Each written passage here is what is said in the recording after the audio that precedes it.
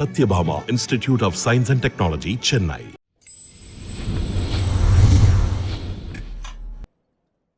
எல்லாருக்கும் வணக்கம். Post production work போயிட்டுருக்கனால கொஞ்சம் நான் லேட்டாக வந்துட்டேன். அதுக்காக உங்கள் எல்லாத்தையும் நான் மன்னிப்பு கேட்டுக்கிறேன்.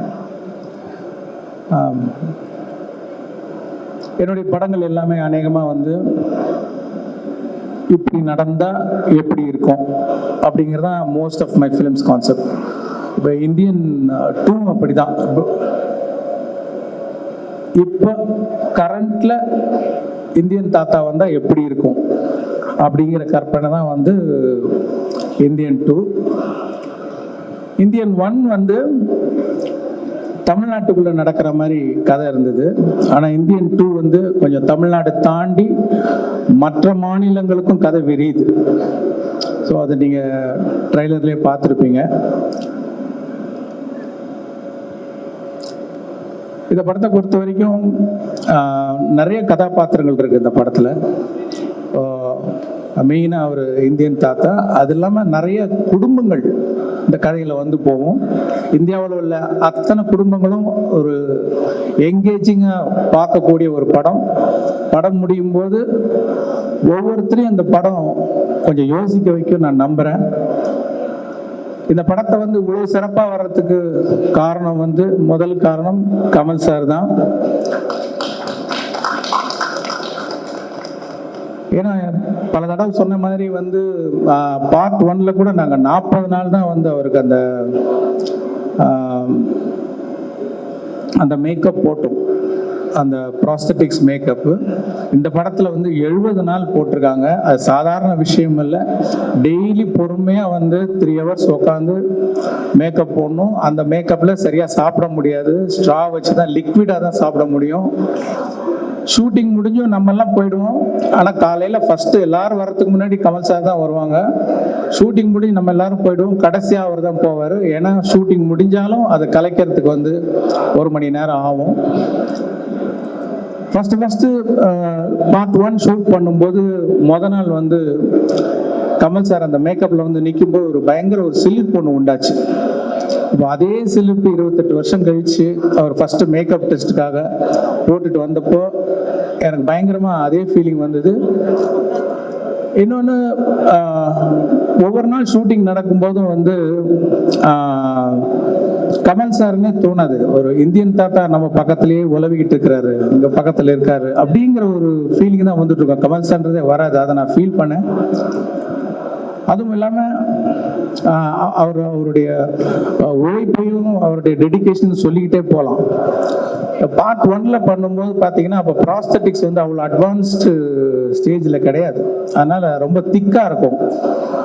முதல்ல பார்க்கும்போது கமல் சார் மாதிரி தெரியலையே அப்படிங்கிற மாதிரி ஒரு ஃபீலிங்லாம் இருந்தது. ஆனால் இந்த வாட்டி I want to see the actor more அப்படின்னு சொல்லி அந்த லெகசி கம்பெனியில் சொல்லி இப்போ இன்னும் அட்வான்ஸ் ஆனதுனால அந்த மேக்கப் இன்னும் கொஞ்சம் தின் ஆனதுனால நீங்கள் இன்னும் கமல் சாரை நிறைய பார்க்கலாம். பார்ட் 1 விட அந்த கமல் சார் அந்த ஆக்டரை நீங்கள் வந்து கிளியராக பார்க்க முடியும். அது ஒரு பெரிய டிஃபரன்ஸ் நீங்கள் இந்த படத்தில் பார்ப்பீங்க.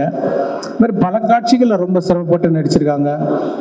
நான் ஏற்கனவே ஆடியோ ஃபங்க்ஷனில் சொன்ன மாதிரி ஒரு சீன் 4 நாள் ரோப்லேயே தொங்கி நடித்தாங்க. அதாவது ஒரு சீனில் வந்து ஒரு ஷாட் ரோப்பில் இருக்கும், 2 ஷாட் ரோப்பில் இருக்கும். ஆனால் காலையில் வந்து ஈவினிங் பேக்கப் ஆகிற வரைக்கும் ரோப்லேயே தான் தொங்கணும். அந்த மாதிரி 4 நாள் ரோப்பில் தொங்கி நடித்தாங்க. ப்ராஸ்தட்டிக்ஸ் மேக்கப்பு, வேற ஒரு மொழி, பஞ்சாபியில் பேசணும், நடிக்கணும். அப்புறம் என்னென்னா அது 48 ஃப்ரேம்ஸ், ஐ மீன் ஸ்லோ மோஷனில் எடுக்கிறோம். அதனால் அது என்ன பண்ணோன்னா முதல்ல டயலாகை பேசி நாங்கள் அதை ரெக்கார்ட் பண்ணோம். 12 ஃப்ரேம்ஸில் ரெக்கார்ட் பண்ணோன்னு அது ஃபாஸ்ட்டாக ப்ளே ஆகும். உங்களுக்கு தெரியல, சிக்கி சிக்கி சிக்கின்னு ஒரு மாதிரி ஃபாஸ்ட்டாக வரும் சவுண்டு.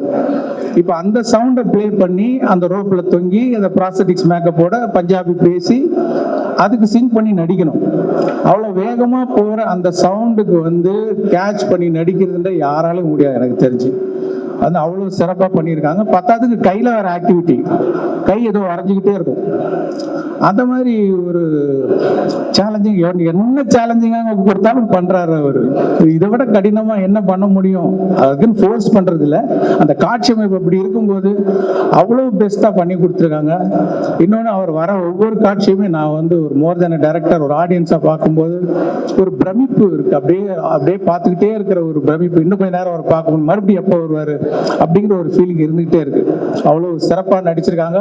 இன்னும் சொல்லிக்கிட்டே போகலாம். அது மாதிரி இந்த படத்தை ரொம்ப சிறப்பாக்கி கொடுத்த கமல் சாருக்கு வந்து என்னோட நன்றி தெரிவிச்சுக்கிறேன். அப்புறம் அனிருத் வந்து பாட்டெல்லாம் கேட்டிருப்பீங்க. நான் என்ன எதிர்பார்த்தனோ அதோட சிறப்பாகவே போட்டு கொடுத்துருக்கிறார் அனிருத். அந்த சாங்ஸ் எல்லாம் வந்து அவருக்கு என்னுடைய நன்றி. நான் ஏற்கனவே சொன்ன மாதிரி ஒரு டியூன் வந்து ஒரு ஓகே சார் எவ்வளோ பர்சன்ட் சார் அப்படிம்பாரு, ஒரு 80% ஓகே அப்படின்னா அதெல்லாம் ஒத்துக்கவே மாட்டேன்.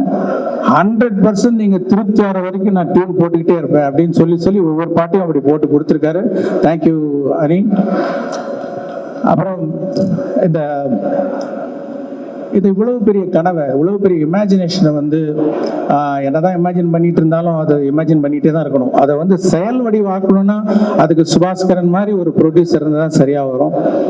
அவருடைய சப்போர்ட்னால தான் வந்து நான் என்னெல்லாம் நினச்சனோ அதை வந்து படமாக்கி பார்க்க முடியுது. ஸோ அவருக்கு என்னோட நன்றி தெரிவிச்சுக்கிறேன். இந்த படம் கம்ப்ளீட் ஆகிறதுக்கு உதவிய அந்த தமிழ் குமரன், செல்வமூர்த்தி அவர்கள், அவங்களுக்கு என்னோட நன்றி. ரவிவர்மன் வந்து அதான் சொல்லுவேன், நீங்கள் வந்து தாத்தா மட்டும்தான் வர்மம் போடுவாரா, நீங்களும் போடுங்க. என்ன வர்மம்? ஒளி வர்மம். அது ஒளினாலே ஒரு வர்மம் போடுங்க அப்படின்னு சொல்லுவேன். உடனே புரிஞ்சுக்கிட்டு ஏதோ ஒரு மேஜிக் ஒன்று பண்ணுறாரு.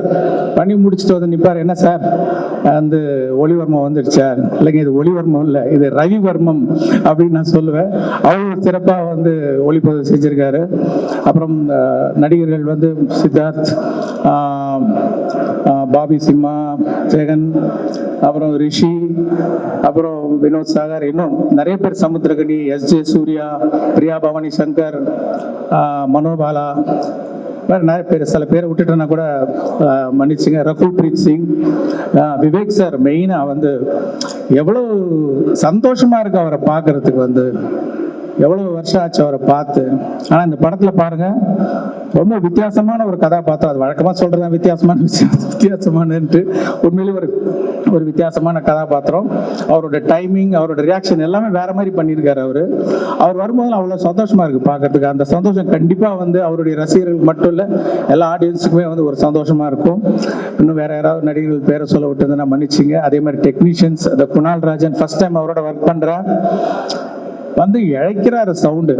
அதாவது ஒரு சின்ன பார்த்தீங்கன்னா இந்த ட்ரைலர்ல நிறைய ஷார்ட்ஸ், நிறைய டீட்டெயில்ஸ், அத்தனைக்கும் சத்தம் கேட்கணும். ஏன்னா இந்த பக்கம் மியூசிக் போயிட்டு இருக்கு, இந்த பக்கம் டயலாக் போயிட்டு இருக்கு, இந்த பக்கம் எஃபெக்ட்ஸ் போயிட்டு இருக்கு. இதுல எதுவுமே மிஸ் ஆகாம எல்லா சவுண்டும் கேட்க வைக்கிற ஒரு நல்ல மேஜிக்கை பண்ணியிருக்காரு குணால். அவருக்கு என்னுடைய நன்றி. அந்த படத்துக்காக உழைச்ச அத்தனை பேருக்கு என்னுடைய நன்றி நான் தெரிவிச்சுக்கிறேன். அதே மாதிரி பார்ட் 1 நீங்கள் வந்து சப்போர்ட் பண்ணி அதை வந்து ஒரு பெரிய வெற்றியாக்குனீங்க. அதே மாதிரி இந்த படத்தையும் நீங்கள்லாம் சப்போர்ட் பண்ணி பெரிய வெற்றியாக்குன்னு உங்கள்கிட்ட நான் தாழ்மையாக கேட்டுக்கிறேன். நன்றி, வணக்கம்.